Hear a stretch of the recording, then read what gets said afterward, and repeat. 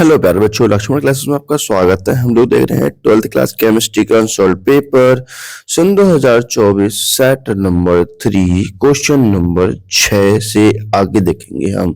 ठीक बेटा, इससे पहले के सभी क्वेश्चन 5 तक हम सॉल्व कर चुके हैं पिछले लेक्चर में, तो आप देख सकते हैं प्लेलिस्ट में जा करके। तो चलिए स्टार्टिंग करते हैं। ठीक है बेटा, मुझे पहला क्वेश्चन दे रखा है, इसमें लिखा है राउल्ट के नियम की परिभाषा दीजिए। राउल्ट के नियम की परिभाषा दीजिए। इस नियम के आधार पर विलय के मूल द्रव्यमान को परिकलित कीजिए। तो बेटा राउल्ट का नियम क्या होता है, इसको समझते हैं। ठीक है, चलो देखो, मान लीजिए कोई हमारा ये जो है बिलियन है रखा हुआ, ठीक है, ये जो बिलियन है बेटा, ठीक है, ये क्या है, बिलियन है। और तुम्हें पता है जो बिलियन होता है उसमें बिलियन बहुत सारे घटकों से मिलकर बना होता है। तो मान लीजिए दो घटक 1 और 2, ये दोनों घटक ऐसे हैं जो कि वाष्पशील हैं, अच्छे से उड़ जाते हैं पानी के साथ में ही। ठीक है, जब उनको हीट किया जाता है तो क्या होते हैं, ये वाष्पशील हो जाते हैं, इस तरीके से उड़ते हैं। ठीक है, तो जो पहला घटक है इसके जो मोल अंश है, मान लीजिए x1 है पानी में या बिलियन में, उसके मोल अंश कितने बेटा, x2 है। और जब उड़ते हैं तो उसका वाष्पदाब P1 होता है, इसका वाष्पदाब V2 होता है। तो राउल्ट का नियम कहता है किसी भी बिलियन में प्रत्येक वाष्पशील घटक, यहाँ कितने वाष्पशील घटक मानने बेटा, हमने 2, एक वाष्पशील घटक ये है और दूसरा वाष्पशील घटक ये है।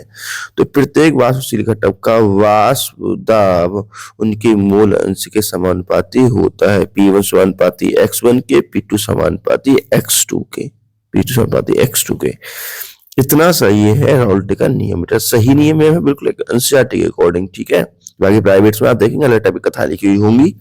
तो देखो क्या रूल है, लिखा है किसी बिलियन में, ठीक है, हमें लगा देना, किसी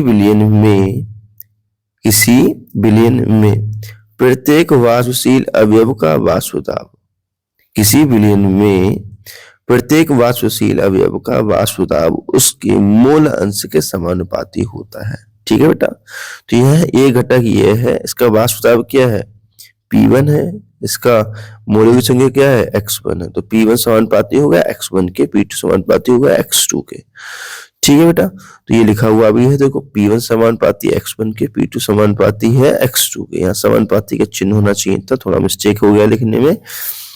P1 समानुपाती x1 के एंड P2 समानुपाती x2 के होगा। तो लिख सकते हैं P1 equal to P1 not x1, और दूसरा वाला जो था क्या लिख सकते हैं, P2 इक्वल टू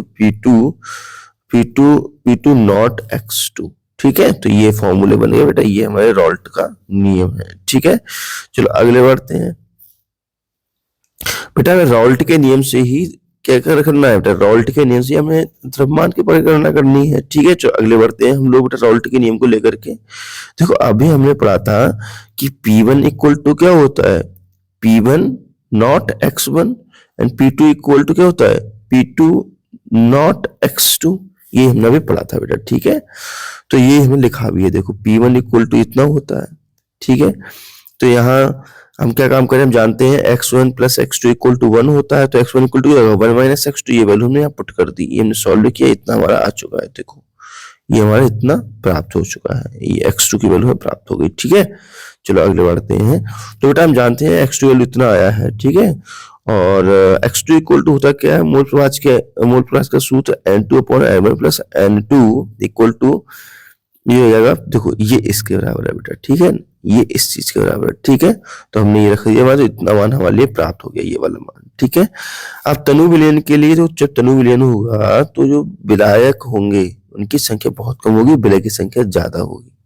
ठीक है, विलायक की संख्या बहुत ज्यादा होगी, जब तनु विलयन में विलायक ज्यादा होगा, विलय बहुत कम मात्रा में होगा, ना के बराबर। ठीक है, हर में लगभग 0 बराबर होगा। तो ये वैल्यू हम जो है हर में पुट कर देते हैं, तो हमारा आता है N2 upon N1 equal to P1 naught minus P1 upon P1 naught. ठीक है, अब N2 की वैल्यू ये होगी, N1 की वैल्यू ये पुट कर देते हैं, तो बेटा हमारा ये वाला फॉर्मूला यहाँ पे तैयार हो जाता है। ठीक है, तो यहाँ से हम इसको सॉल्व कर लेते हैं, यहाँ से हम M2 की वैल्यू फाइंड आउट कर सकते हैं, जिसे विलय का मूल द्रव्यमान कहते हैं। ये हमारा फाइनल आंसर रहा। ठीक है, यही हमारे लिए ज्ञात करना था। चलो अगले क्वेश्चन की ओर बढ़ते हैं, अथवा वाले की ओर। अथवा वाले क्वेश्चन में दिया हुआ है बेटा, वाष्पदाब में अवनमन का कारण समझाइए। वाष्प दाब जो होता है उसमें अवनमन का कारण समझाइए। फिर लिखा है किसी वाष्प किसी ताप पर किसी ताप पर शुद्ध विलायक का वाष्प दाब किसी ताप पर शुद्ध विलायक का वाष्प दाब 0.745 बार है तो 0.5 ग्राम वाष्पशील विद्युत अनअवघट्य ठोस को 39.0 ग्राम विलायक और उसका मोलर द्रव्यमान देखा है 78 ग्राम मोल इनवर्स में घुला है। प्राप्त विलयन का वाष्प दाब 7.740 बार है।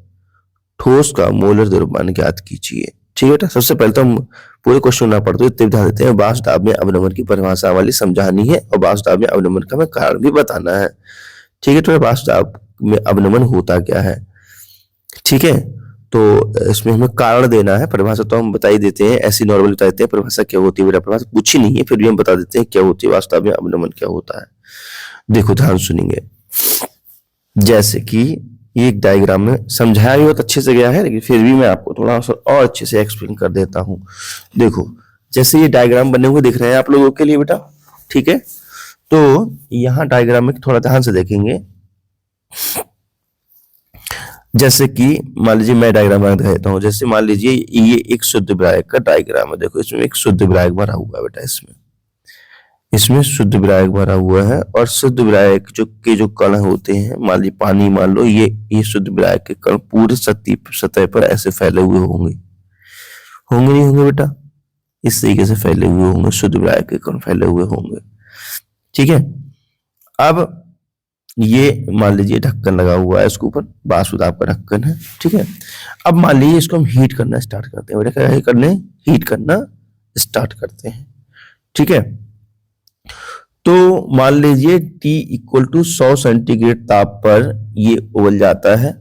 ठीक है, तो इसका क्वथनांक कितना हो जाता है बेटा, क्वथनांक हो जाता है T = 100 सेंटीग्रेड हो जाता है, ये उबल जाता है। और इसके सारे जो अणु होते हैं ना, थोड़ा समझने का प्रयास करेंगे बेटा, इसके जो अणु होते हैं प्रत्येक अणु उड़ना स्टार्ट कर देते हैं। इस तरीके से बहुत अच्छी मात्रा में वाष्प हमारी प्राप्त होती है। ध्यान समझना, सारे अणु इसके उड़ना स्टार्ट कर देते हैं, बहुत मात्रा में अच्छी मात्रा में हमारी वाष्प यहाँ प्राप्त होती है, जिससे वाष्प दाब लगता है। और जब ये वाष्प दाब वायुमंडलीय वाष्प दाब के बराबर हो जाता है, तब दिए गए ताप को हम क्वथनांक कहते हैं।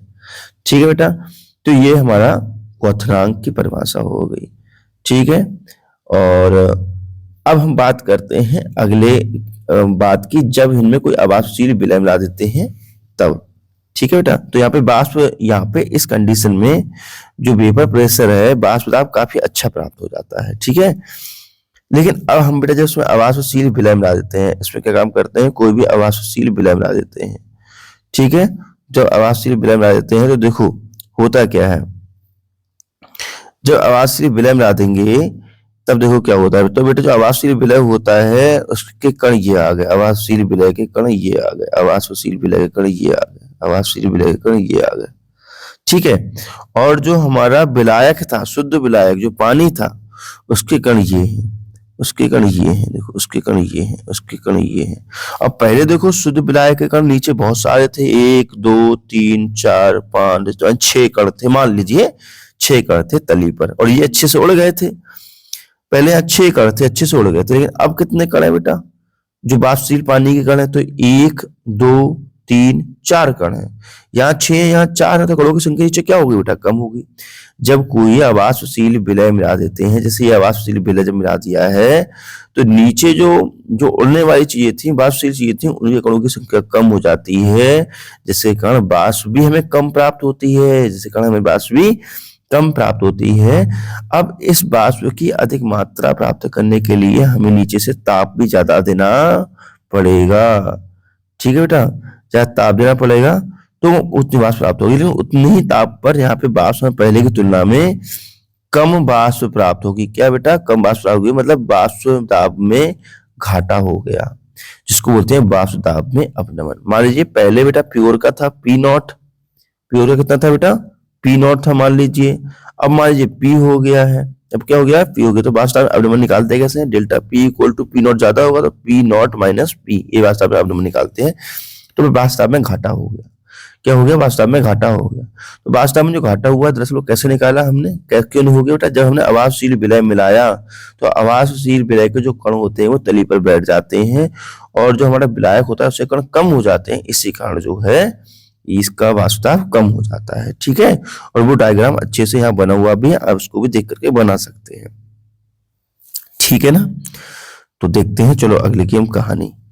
मेरा कारण लिखा हुआ है, देखो जब शुद्ध विलायक में अवाशशील विलय मिला देते हैं तब बर्तन की तली पर शुद्ध विलायक के कण कम हो जाते हैं और इसी कारण इसका वाष्पदाब भी कम हो जाता है। देखो ये मैंने आपको समझा था, शुद्ध विलायक जो यहाँ पे तो बहुत सारे कण है बेटा, यहाँ शुद्ध विलायक के कण क्या होगा, तली पे कम हो गए तो यहाँ पे वेपर प्रेशर भी कम प्राप्त होगी। ठीक है, चलो इसका क्वेश्चन में देखते हैं बेटा, जो वैल्यू दे रखी है given that P not equal to दे रखा है, ये सारी वैल्यू दे रखी है। ठीक है, अब इनका हम कैलकुलेशन करते हैं बेटा। अभी हमने फॉर्मूला भी ड्राइव किया था, m2 equal to w2 m1 w2 w1 into m1 p1 naught minus का p1, ये सारी वैल्यू यहाँ रखते हैं, कैलकुलेशन करते हैं बेटा। देखो ठीक है, तो यहाँ पे इसका ये आंसर प्राप्त होता है हमारे लिए बिल्कुल सटीक और सही आंसर है। उसके पेपर में आंसर पेपर में इसका आंसर ठीक नहीं दे रखा है। ठीक है ना, जितना ही आंसर आना है। तो चलो अगले हम क्वेश्चन की बात करते हैं। अगला जो क्वेश्चन है हमारा, अगले क्वेश्चन में बताया गया है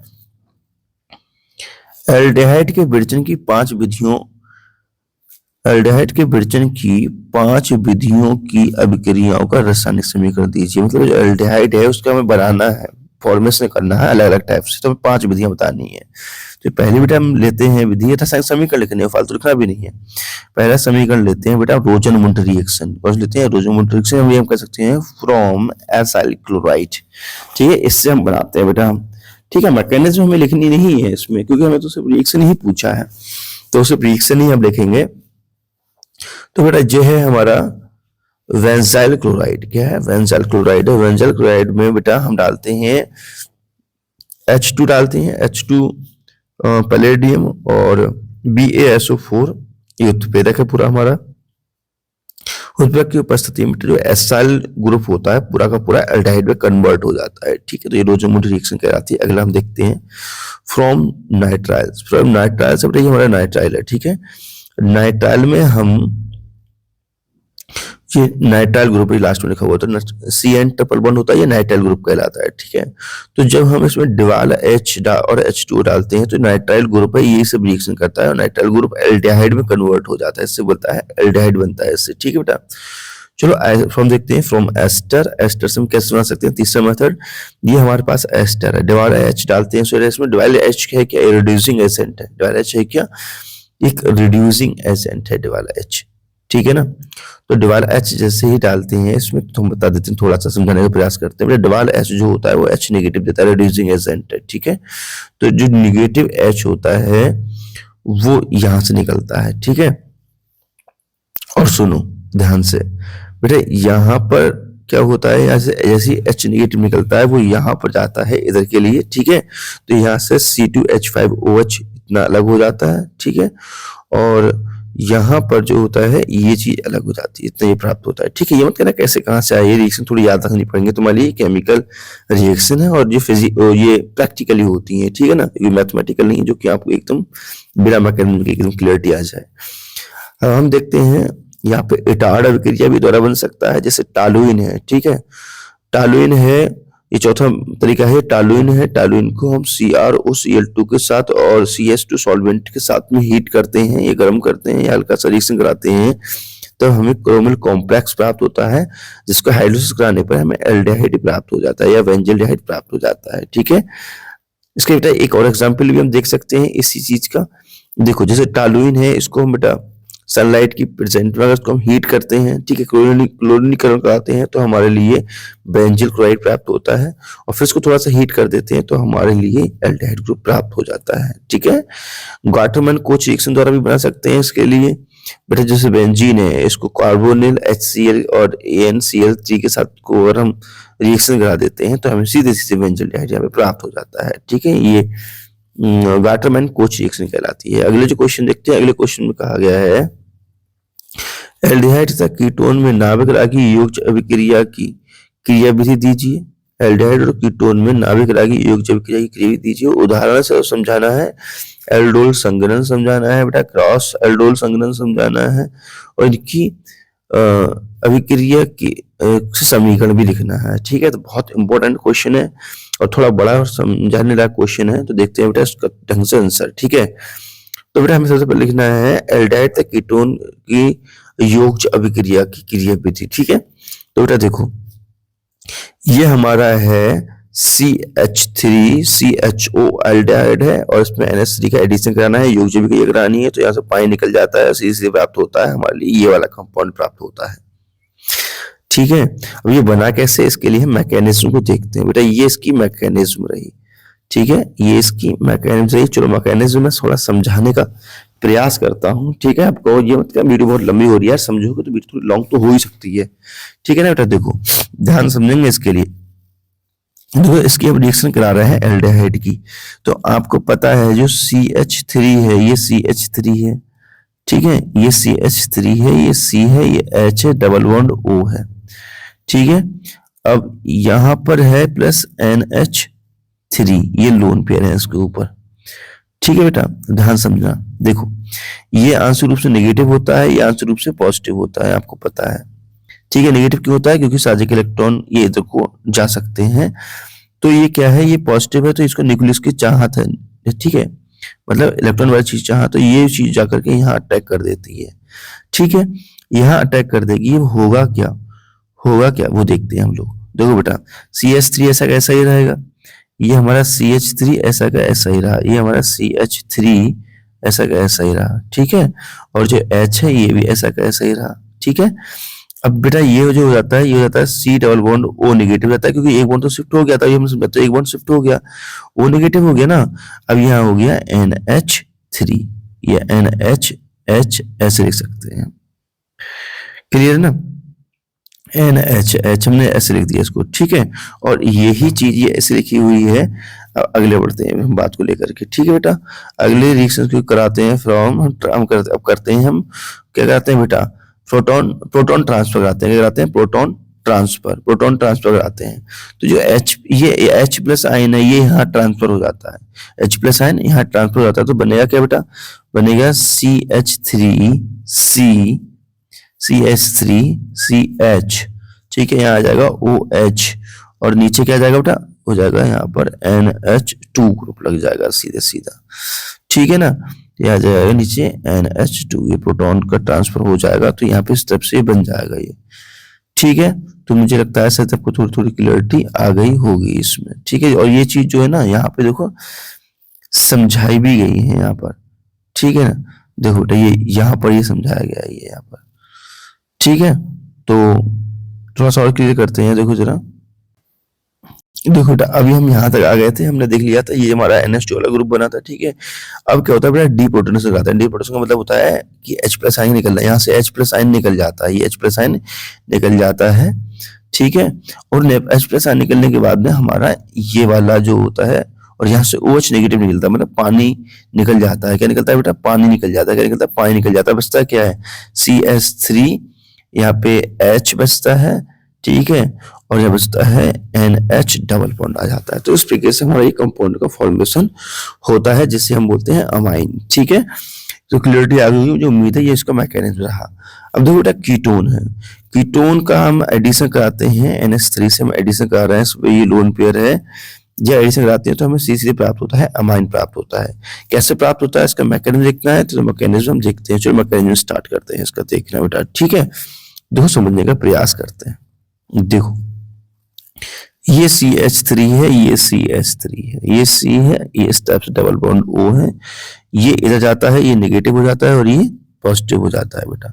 और आपको पता है जो NH3 है, ठीक है, जो NH3 है इसके ऊपर लोन पेयर होते हैं, तो ये पॉजिटिव को संतुष्ट करने का काम करता है इस तरीके से। ठीक है, तो हमें क्या प्राप्त होता है बेटा, देखेंगे ध्यान से, CH3 और ये C, ये CH3, ये हो जाता है O नेगेटिव, और यहाँ प्राप्त होता है NH3H, HC प्राप्त होता है। ये चीज लिखी हुई यहाँ पे बेटा। ठीक है, ये मैंने समझाई वो चीज यहाँ पे लिखी हुई है। अब क्या होता है बेटा, यहाँ से क्या होता है, प्रोटोनों का ट्रांसफर होता है, प्रोटोनों का ट्रांसफर होता है, ये प्रोटोन यहाँ पहुंच जाता है। ठीक है। उसके बाद यहाँ बन जाता है OH, तो हमारी बन गया OH बन गया, और यहाँ रह गया NH2, यहाँ बन गया NH2। अब क्या होता है बेटा, अब पानी निकल जाता है, यहाँ से OH निकलता है, यहाँ से H+R निकलता है, पानी निकल गया, ये देखो, और हमारे लिए कंपाउंड फाइनली प्राप्त हो जाता है। ठीक है ना। चलो आगे बढ़ते हैं हम लोग बेटा। अब देखते हैं एल्डोल संघनन क्या होता है। एल्डोल संघनन, तो बेटा एल्डोल संघनन क्या होता है, जब एथेनॉल की रिएक्शन, ठीक है, एथेनॉल की रिएक्शन हम कराते हैं डाइल्यूट NaOH के साथ में, लेकिन ऐसा हम एथेनॉल नहीं, एथेनल कहेंगे बेटा, इसको कहेंगे एथेनल, ठीक है, या एल्डिहाइड कह सकते हैं। तो ऐसे एल्डिहाइड एल्डोल संघनन देते हैं, ऐसे एल्डिहाइड जिनके पास अल्फा हाइड्रोजन होते हैं। अल्फा हाइड्रोजन बेटा किससे कहते हैं, जैसे ये लिखा हुआ है CH3 C double bond O OH, तो इतना ये ग्रुप है, तो ग्रुप के पास वाला कार्बन, ये ग्रुप का पास वाला कार्बन कहलाता है अल्फा कार्बन। ठीक है, और अल्फा कार्बन में जो हाइड्रोजन होते हैं इनको बोलते हैं अल्फा हाइड्रोजन। अल्फा हाइड्रोजन कितने, यहाँ पे 3 अल्फा हाइड्रोजन है। तो ये रिएक्शन वही संभव है जहां हमारे एल्डिहाइड में अल्फा हाइड्रोजन हो। ठीक है बेटा, तो अल्फा हाइड्रोजन की अभिक्रिया कराते हैं डाइल्यूट NaOH से, तो हमें प्राप्त होता है CH3CHOH CH2CHO, हमें ये प्राप्त होता है। ठीक है बेटा, इसको बोलते हैं बीटा हाइड्रोक्सी एल्डिहाइड, एल्डोल बोलते हैं। एल्डोल क्यों बोलते हैं बेटा, अल्कोहल ग्रुप ये है, एल्डिहाइड ग्रुप ये है, तो इसको बोलते हैं ये बीटा हाइड्रोक्सी, बीटा नंबर पे हाइड्रोक्सी ग्रुप लगा हुआ है ना, तो बीटा हाइड्रोक्सी एल्डिहाइड या एल्डोल भी कहते हैं इसको। फिर इसका हम फिर से हीट करते हैं, वाटर मॉलिक्यूल निकल जाता है, बनता है ब्यूट 2-ईन-अल। ठीक है, तो ये चीज बन के आती है। तो हमसे इसमें मैकेनिज्म तो पूछा नहीं है, लेकिन फिर भी हमने नीचे मैकेनिज्म करके दिखा दिया है आपको, अगर चाहो तो आप इसको भी नोट कर सकते हैं। ठीक है, तो हमारी ये रिएक्शन हुई एल्डोल संघनन वाली, मैकेनिज्म पूछा नहीं है हमने, सबसे वो आपको एक्स्ट्रा करके बता दिया है कि अगर आपको बहुत मन हो समझने का कि सर ये कैसे आया, कहाँ से आया, तो ये मैकेनिज्म आप नोट कर सकते हैं, आसानी से समझ लेना, क्योंकि यहाँ मैं समझाऊंगा आप लोगों के लिए बहुत ज्यादा आपका टाइम निकल जाएगा। ठीक है ना, तो ये इसका मैकेनिज्म है, मैकेनिज्म आप समझ सकते हो। ये थोड़ा सा मैं समझाने का प्रयास कर देता हूँ, अगर आपका बहुत मन समझने का हो तो। देखो बेटा, इसकी मैकेनिज्म में क्या है, हमारे पास यहाँ पे 2 एल्डिहाइड ग्रुप है, हमारे पास 2 एल्डिहाइड ग्रुप है बेटा। तो यहाँ से एक का H+ आयन निकलता है, यहाँ से H+ आयन निकलता है बेटा, और बेस की वजन लगाई जाती है और बेस को मिल जाता है, क्योंकि पता है बेस जो होते हैं वो H+ आयन लेने का दम रखते हैं। ठीक है ना, तो हमारा बेटा यहाँ पे आता है नेगेटिव चार्ज, यहाँ पे क्या आता है, नेगेटिव चार्ज आ जाता है, देखो, और यहाँ पे नेगेटिव चार्ज होने के कारण ये हमारा एक अच्छा न्यूक्लियोफाइल की तरह वर्क करता है। अब ये न्यूक्लियोफाइल तरह वर्क होता है, आपको पता है ये नेगेटिव चार्ज, ये क्या है, पॉजिटिव चार्ज होता है, तो ये पॉजिटिव चार्ज पे आकर के यहाँ अटैक कर देता है, और ये वाला जो है यहाँ शिफ्ट हो जाता है। ठीक है बेटा, तो सुनेंगे ध्यान से, देखो यहाँ पे क्या बन जाएगा, यहाँ पर जो चीज लिखी हुई है CH3, तो ये आ गया CH3, ये है H, तो ये रहा H। ठीक है, यहाँ O नेगेटिव, तो ये O नेगेटिव। ठीक है, ये वाली चीज आके जुड़ जाएगी, CH2 C double bond O और H, ये चीज यहाँ पे आ गई इस तरीके से। ठीक है बेटा, अब देखते हैं अगले क्या होता है, अगले समझते हैं। अगले होता क्या है कि यहाँ पे OH नेगेटिव है, इन्हें प्रोटॉन की आवश्यकता होती है, तो यहाँ प्रोटोनेशन करा देते हैं बेटा, हम क्या करा देते हैं, प्रोटेक्शन कराते हैं, और ये रिएक्शन में ही कि मीडियम में ही उपस्थित होता है, तो ये जाकर के H के पास जाकर जुड़ जाता है, तो हमारा बन जाता है यहाँ पर, देखो बेटा, ये हमारा OH बन गया, और यहाँ पर जो H था हमने उसको इस तरीके से लगा दिया है। ठीक है, अगर यहाँ से वाटर मॉलिक्यूल निकल जाता है, ये वाटर मॉलिक्यूल रिमूव होगा, तो हमारे बन के आ जाता है CH3 दो CH double bond CH double bond आ जाएगा, क्योंकि OH का जो बॉन्ड जो यहाँ शिफ्ट हो जाएगा। ठीक है, और हमारे तरीके से ये ब्यूटेन 2-इनॉल प्राप्त हो जाता है। तो मैंने आपके लिए पूरा अच्छे से समझा, जैसे मैकेनिज्म क्या है, मैकेनिज्म पूछा नहीं था, फिर बता दिया, क्योंकि आपको भाई इसमें नहीं पूछा तो हो सकता है अगले पूछ ले, तो मैकेनिज्म तुम्हें पता होना ही चाहिए। ठीक है, तो क्रॉस एल्डोल क्या होता है बेटा, उसको देख लेते हैं। अभी हमने सेम एल्डिहाइड लिए थे, जब हम अलग अलग टाइप का एल्डिहाइड लेते हैं, देखो CH3CHO ये अलग टाइप का एल्डिहाइड है, C2H5CHO ये अलग टाइप का एल्डिहाइड है, तो इनका जो रिएक्शन होता है उसको बोलते हैं हम लोग, क्या बोलते हैं बेटा, इसको बोलते हैं हम क्रॉस एल्डोल। क्रॉस एल्डोल, तो इसमें जो होता है 3-4 प्रोडक्ट प्राप्त होते हैं। कैसे, देखो अभी हमने जो प्रोडक्ट प्राप्त किया था एक, ठीक है, एक तो इनके जो होता है बेटा ऐसी जनरल रिएक्शन करने से हो जाता है। ठीक है ना, देखो एक तो देखो बेटा CH3 C double bond OH plus CH3 C double bond OH, ये 2 मॉलिक्यूल्स के साथ रिएक्शन होती है, तो हमें प्रोडक्ट एक प्राप्त हो जाता है, एक प्रोडक्ट। समझ आई बेटा बात, एक तो प्रोडक्ट तब प्राप्त हो जाएगा। दूसरा प्रोडक्ट कब प्राप्त होगा बेटा, दूसरा प्रोडक्ट ये होगा जब ये आपस में स्वयं रिएक्शन कर जाता है CH3 CH2 C double bond OH plus CH3 CH2 मतलब आपस में रिएक्शन करते हैं, तब एक प्रोडक्ट प्राप्त होगा। दो प्रोडक्ट प्राप्त हो गए, उसके बाद बेटा क्या होगा, उसके बाद में ये इस टाइप से रिएक्शन करते हैं, तीन प्रोडक्ट प्राप्त होते हैं। तो इस प्रकार से 3-4 प्रोडक्ट प्राप्त होते हैं। इसमें अब जब भी मैकेनिज्म देखेंगे तभी क्लियरिटी आएगी, ठीक है। अभी तो खाली रिएक्शन देख रहे हैं हम लोग बेटा। सुनो, अब ये आपस में रिएक्शन करते हैं, पहले आपस में रिएक्शन करते हैं, फिर अलग अलग रिएक्शन करते हैं, इस टाइप से रिएक्शन करते हैं, NaOH और हीट देते हैं थोड़ी सी, तो हमें प्राप्त होता है ये वाला एक कंपाउंड प्राप्त होता है, दूसरा ये प्राप्त होता है बेटा, ठीक है। दो कंपाउंड प्राप्त हो गए और तीसरा ये कंपाउंड प्राप्त होता है, चौथा ये होता है। 4 कंपाउंड इस प्रकार से हमारे प्राप्त होते हैं, ठीक है। तो अब बेटा इसकी क्रियाविधि चाहो तो तुम नोट कर सकते हो। वीडियो बहुत बड़ा हो रहा है ना बेटा, तुम अपने आप चाहो उसको नोट कर लेना, बस मैंने आपको लिख करके दे दिए, समझ में आ जाएगा आपको, ठीक है। तो देखो इसकी आप स्क्रीनशॉट ले लेना, बाद में आप अच्छे से नोट करते रहना इसकी, ठीक है। तो जैसे पिछले में समझाया था, बिल्कुल इसका ऐसा ही मैकेनिज्म है, बिल्कुल सेम सेम देखो, ठीक है। चाहो तो इसका तुम मैकेनिज्म भी नोट कर सकते हो। देखो 2 प्रोडक्ट बन गए हमारे, ठीक है। अब तीसरे का ये है, ये आप नोट कर सकते हो, ठीक है। तो ये इसकी मैकेनिज्म चल रही है कंटिन्यू। तो इसकी मैकेनिज्म बेटे 4 प्रोडक्ट हमने आपके बनाकर दिखा दिए हैं। तो जो नेक्स्ट क्वेश्चन है वो देखते हैं नेक्स्ट वीडियो में। तो नमस्कार, जय हिंद, वंदे मातरम, बाय बाय।